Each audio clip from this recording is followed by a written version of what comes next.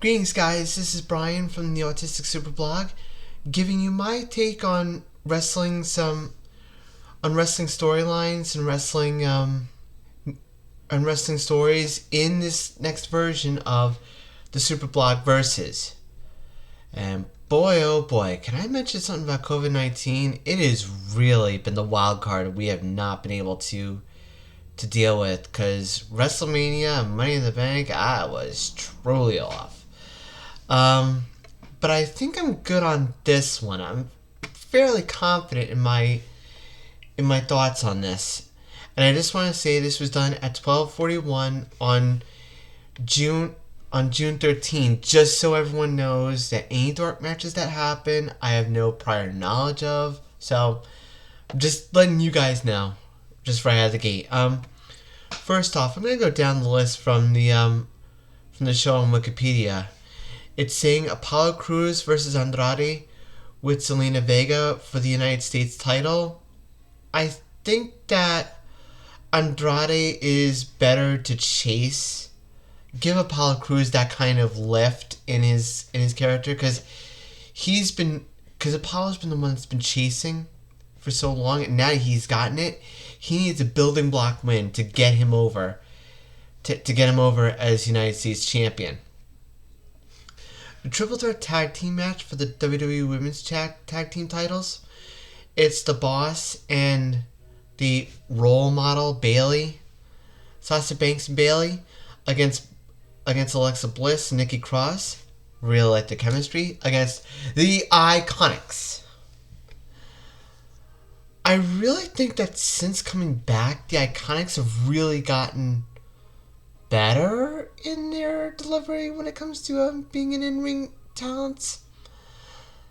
I mean, I'll say this right now. If they don't get it now, they will get it at SummerSlam. I'm feeling confident about that. If it can't be the Iconics, I'm going to say that it's Bliss and Cross for this reason. It'll keep the momentum. From what I'm thinking is that they're going to have Sasha Banks and Bayley at SummerSlam. Why would they keep the tag team titles on Bayley and Sasha Banks if they're going to lose it? Much like the Rockers lost plenty of matches in 1991 that led to their breakup. I think a similar thing is going to happen here. So I'm going with Bliss and Cross. Jeff Hardy and Sheamus in a singles match. I'm going to go with Jeff Hardy on this one because I think he needs it more for the redemptive story in his character right now, more than Sheamus does. Because Sheamus is a big bully. Because Sheamus has become a bully. And he doesn't exactly, and he needs to be taken down a peg. So I'm going to say Jeff Hardy. Asuka versus Nia Jax for the Raw Women's Championship. This one has a lot of storyline to it. I mean, Nia Jax being the bully, joined Sheamus, against Asuka, who was Miss Money in the Bank for about 24 hours before we found out about the pregnancy of the man Becky Lynch being shown with child. And just for the record, I'm all with you, Becky. I just want to say just right out of the gate that you'll do awesome as a mom. But just remember that we care about you. That being said, I think that Asuka, much in the same way as Apollo Crews needs a building block win, I think Asuka's going to get that win too. So Asuka's my pick. Braun Strowman against The Miz and Morrison. If it can't be Braun Strowman that wins,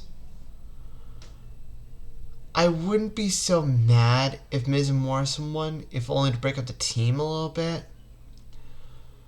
But Miz and Morrison are gold right now, and it'd be foolish for them to break up so abruptly. So I'm gonna go with Braun Strowman to win. Drew McIntyre versus Bobby Lashley for the WWE Championship. This one's been really well done, in my opinion. Drew has been the strong champion that we've been needing. Bobby Lashley has been more of a chaser in that regard. But there's one wild card I mean, and it all depends on if MVP is going to be involved in this, which I think he will be. But I think his interference will be mitigated by Lana. Ever heard of Hell Hath No Fury MVP? I think this might happen to you and Lashley, so I'm going to say that Drew McIntyre is going to win. Edge and Randy Orton.